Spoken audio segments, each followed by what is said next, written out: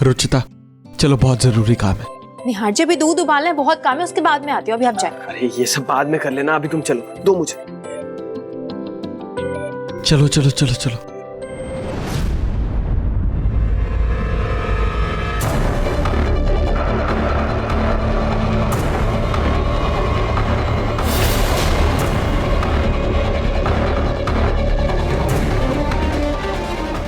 Hello, तुम्हें घर की फोटो और वीडियो भेज रही हूँ। बड़ी मुश्किल से मिली है, बच गई, सब खत्म हो जाता। अच्छा, तुम्हारी फ्लाइट कल कितने बजे की है? ठीक है, जल्दी आओ, काम शुरू करना है।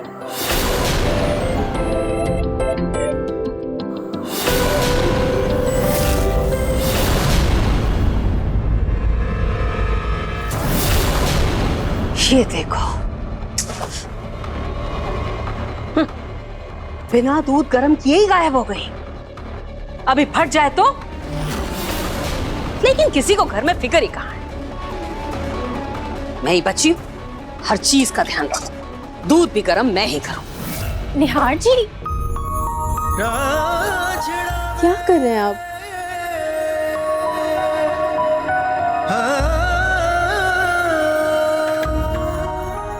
निहार जी, क्या कर रहे हैं आप? मैं सोच रहा हूँ हम भी पार्टी में एक कपल डांस करें। लेकिन पार्टी तो बच्चों की है ना। तो बच्चों की पार्टी है, बच्चे भी डांस करेंगे और हम भी।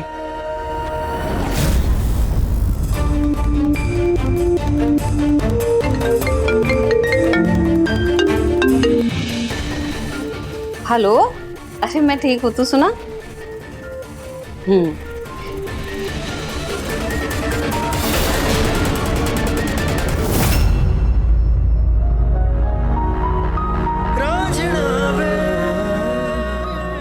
निहार जी, बहुत काम है मेरे पास, छोड़िए, मुझे जाने दीजिए।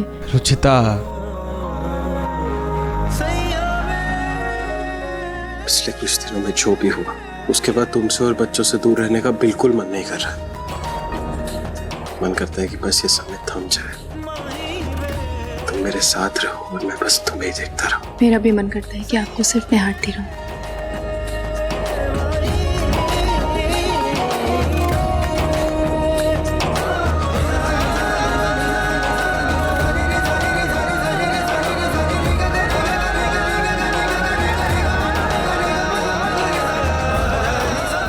रुचिता, ये मॉम को क्या हो?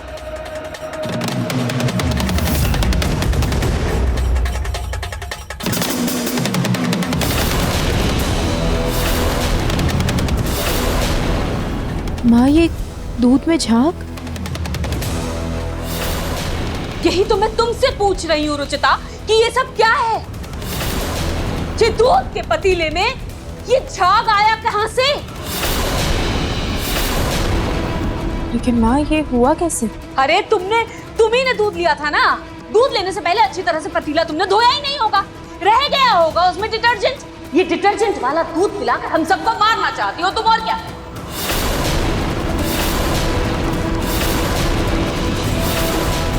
नहीं माँ, मैंने अच्छे से चेक किया था, वो पतीला बिल्कुल साफ था, उसमें कहीं कुछ नहीं था। पता नहीं दूध की जगह डिटर्जेंट पाउडर कैसे आ गया। हद है लापरवाही की रुचिता, हद है।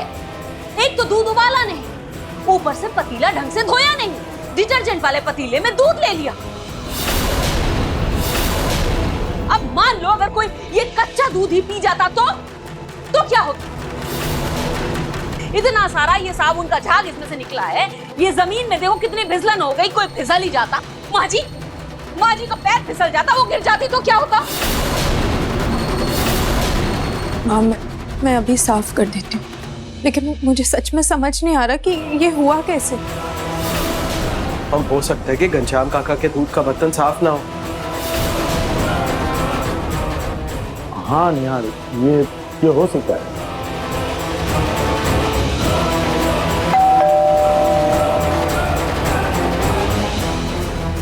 मैं देखती हूँ।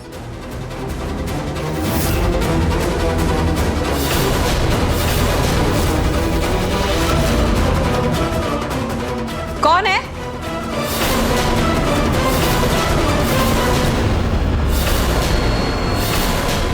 घनश्याम काका। क्या बात है बहू रानी, आप हमको देख करके चौंक क्यों गई? वो आपकी पत्नी, मेरा मतलब आपकी पत्नी आई थी, वो बोल रही थी आपकी तबीयत ठीक नहीं है, आपकी तबीयत खराब है। तबीयत हमारी?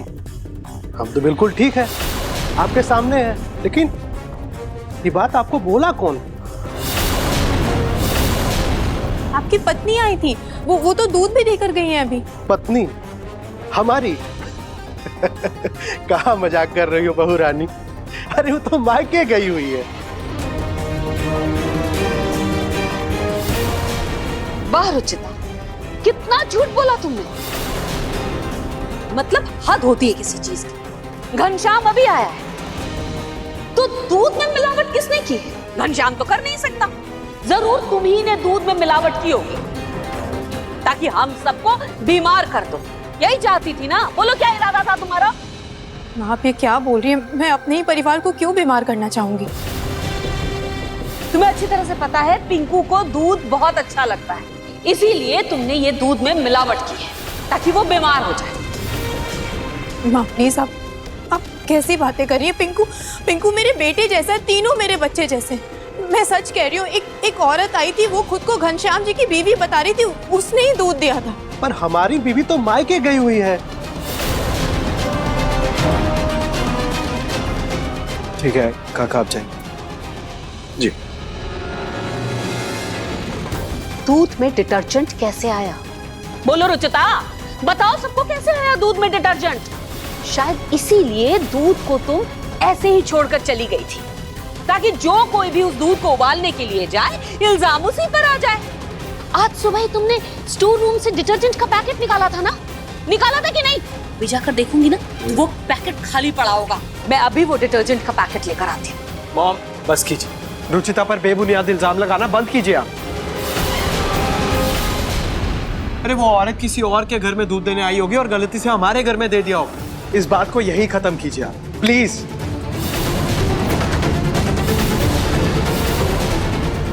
निहार, तेरी बीवी हम सबको मारने चली थी और तू है अपनी बीवी के खिलाफ एक शब्द भी नहीं सुनना चाहता। चोरों का गुलाम कहेगा।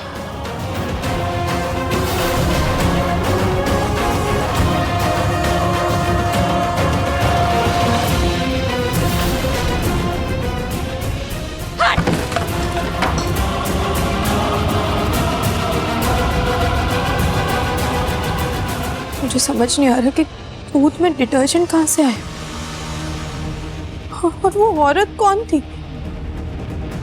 रुचिता, तुम इसके बारे में ज्यादा मत सोचो। आजकल दूध में वैसे ही बहुत मिलावट होगी वो भी कोई। तुम ज्यादा मत परेशान, ठीक है? Mummy papa. मैं देख कर आता हूँ बच्चों को।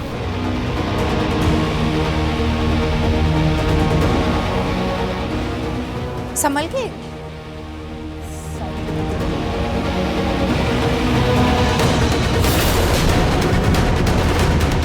वो कोई अनजान औरत नहीं थी। वो फोन, वो इंग्लिश में सॉरी बोलना। अगर वो घनश्याम की बीवी नहीं थी तो फिर कौन थी? और हमारे घर क्यों आई थी?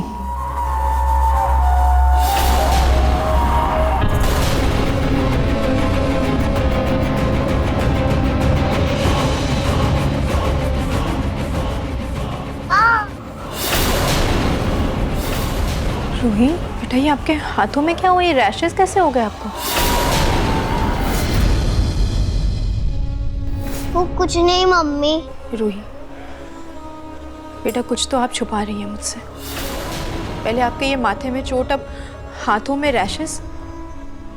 क्या बात है? आप क्या छुपा रही हैं मुझसे? आपकी पिंकू से लड़ाई हुई है क्या? बताओ ना। या कुछ और बात है तो मुझे बताओ ना, क्या हुआ है? मम्मी वो रूही बेटा,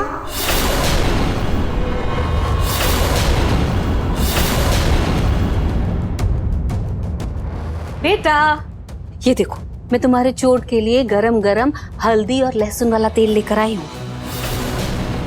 माँ ये रूही को चोट कैसे लगी? बेटा रूही, आपने मम्मी को बताया नहीं? मैंने कहा था ना कि अपनी मम्मी को बता देना। मम्मी से कुछ भी नहीं छुपाते। असल में रुचिता क्या है ना, रूही ने तुम तीनों के लिए इतनी पूजा प्रार्थना की है कि इसने मिट्टी से भगवान की मूर्ति बना ली। अब मिट्टी में कंकड़ पत्थर थे, उसी की रगड़ लग गई इसे। आप भी ना। अरे कोई बात नहीं रुचिता, बच्चे हैं, इतना तो करेंगे ही। और फिर मैं लाई हूं ना तेल गरम गरम, हल्दी और लहसुन वाला, इसे लगा दूंगी, आराम आ जाएगा।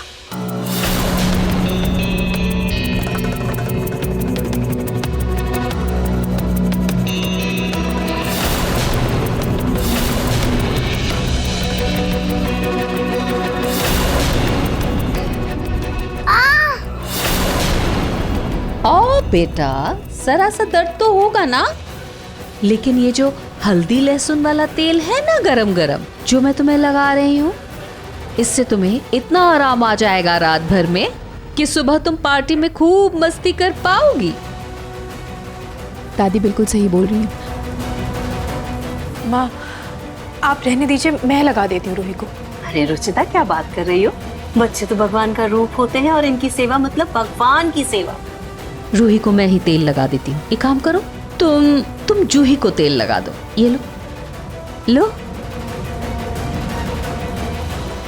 पिछले दिनों जो कुछ भी हुआ है उसमें बस एक चीज़ अच्छी हुई है कि माँ का मन रूही के लिए बदल गया है। बस माँ का प्यार और आशीर्वाद ऐसे ही साथ रहे। मेरी जूही बेचारी, उसे ये गरम गरम हल्दी लहसुन वाला तेल लगा दूंगी। बहुत दर्द झेला है उस बेचारी। अच्छा बच्चों, अब मैं चलती हूँ। Good night. गुड नाइट दादी। गुड नाइट बच्चों, आराम से सो जाओ।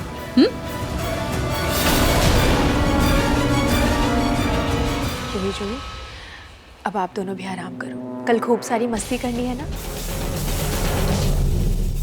खाटू जी का आशीर्वाद बना रहे मेरी दोनों बच्चियों पे।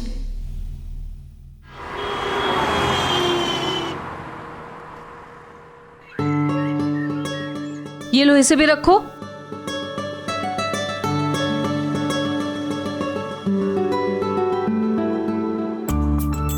फूल कितने बासी हो गए हैं, इन्हें बदलकर ताजे फूल लगा देती हूँ।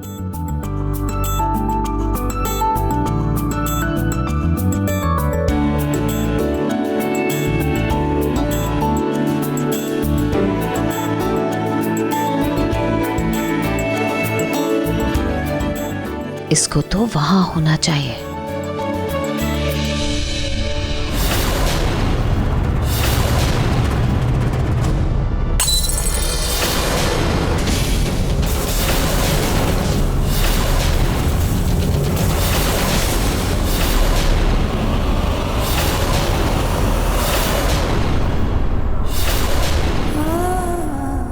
प्रतीक,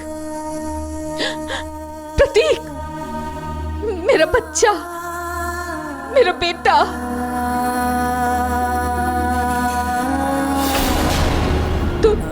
तू वापस आ गया, वापस आ गया तू। अपनी माँ को बहुत मिस कर रहा था ना, नहीं रहा गया ना तुझे अपनी माँ के बगैर। हाँ माँ, आई लव यू माँ। भाई, मेरा बच्चा। दादी कैसी हो दादी?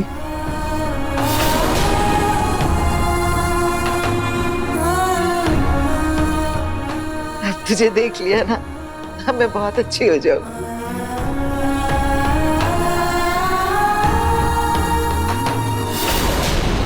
पापा, पापा मैंने आपको भी बहुत मिस किया।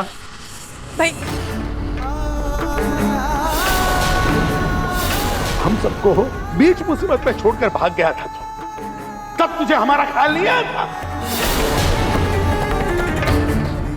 अब सब कुछ ठीक हो गया है तो हमारा ख्याल आ रहा है। हमें मिस कर रहे हो तुम? पापा, मैं मानता हूँ मुझसे बहुत बड़ी गलती हो गई, प्लीज मुझे माफ कर दीजिए, प्लीज।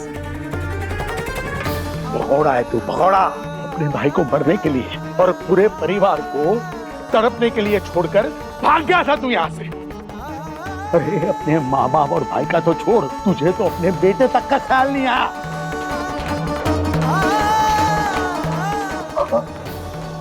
प्लीज मान जाइए, प्रतीक भाई को माफ कर दीजिए। प्लीज पापा जी, अब भैया आ गए, प्लीज आप गुस्सा थोक दीजिए। आज कोई बीच में नहीं बोलेगा।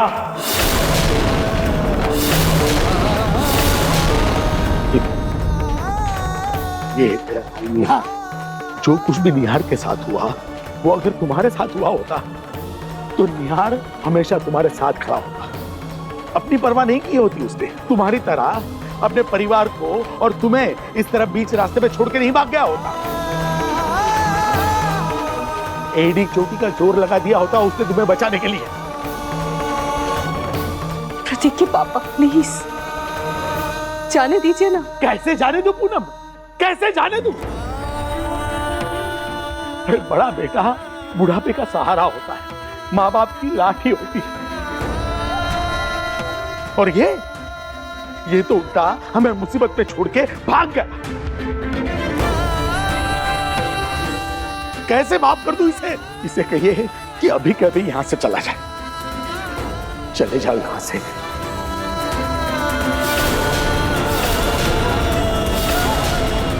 चले जाओ यहां से। प्रतीक के पापा जी, प्रतीक के पापा।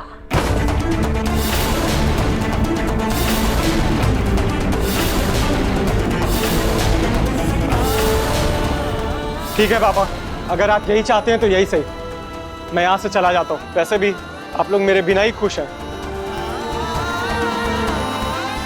मनाइए आप लोग अपनी खुशियाँ, मेरी तो किसी को जरूरत नहीं है ना। मानता हूँ मुझसे गलती हुई है, लेकिन मैं क्या कर पाऊँ, मैं अंदर से बिल्कुल टूट चुका था। रितु की मौत के बाद अकेलापन मुझे खाए जा रहा था। मैं निहार और रुचिता की तरह स्ट्रांग नहीं हूं। घर भी हाथ से निकल रहा था, मेरी आंखों के सामने मेरी जिंदगी बिखर रही थी। इसीलिए चला गया था मैं इन सबसे दूर, और अब भी चला जाऊंगा। पापा, पापा प्लीज, सिर्फ एक बार फिर मैं यहां से चला जाऊंगा। प्लीज पापा, प्लीज पापा।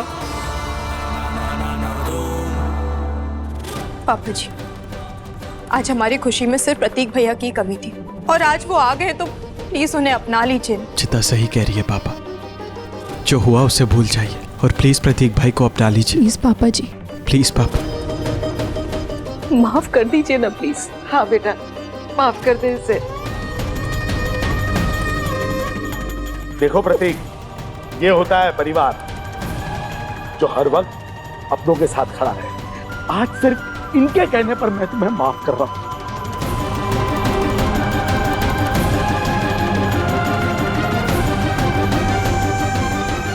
थैंक यू पापा, थैंक यू पापा, thank you so much.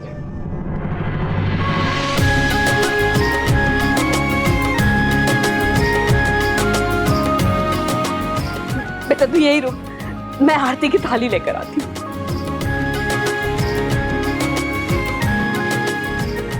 Welcome back भाई।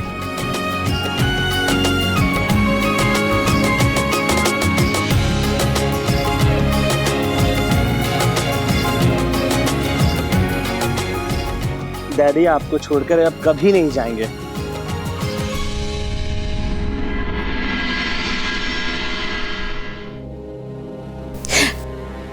आजा बेटा। माँ,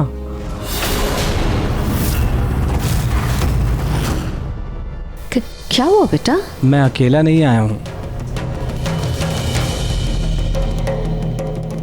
आ जाओ।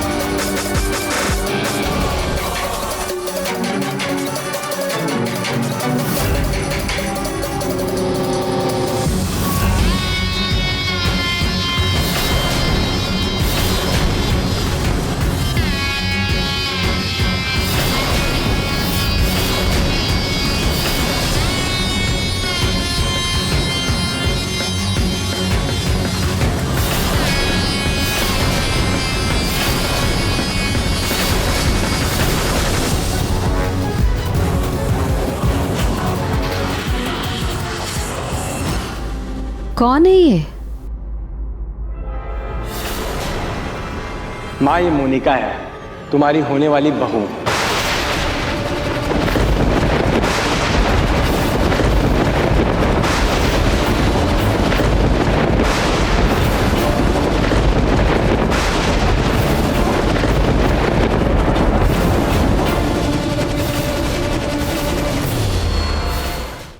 क्या बकवास कर रहे हो तुम प्रतीक? ऐसे कैसे कर सकते हो तुम? मतलब किसी को भी कहीं से उठा कर लेकर आ जाएगा घर में और कहेगा ये हमारे घर की होने वाली बहू है। माँ, ये बहुत अच्छी फैमिली की है। लेकिन ऋतु को गुजरे हुए अभी 6 महीने नहीं हुए और तू लड़कियों के चक्कर में भी आ गया। आई एम सॉरी दादी, प्यार टाइम देखकर नहीं होता, बस हो जाता है। मैं और मोनिका 1 हफ्ते पहले ही मिले थे और फिर हमने शादी का फैसला किया, तो सोचा सबसे पहले अपनी फैमिली से मिलवाता हूँ। आप प्रतीक के डैड है ना? और आप दादी? और आपसे तो मैं कब से मिलना चाहती थी। प्रतीक ने आपके बारे में इतनी बातें की है, वो सच में आपसे बहुत प्यार करता है। और अभी इस वक्त आपसे मिलकर सच में मुझे भी आपसे प्यार हो गया है।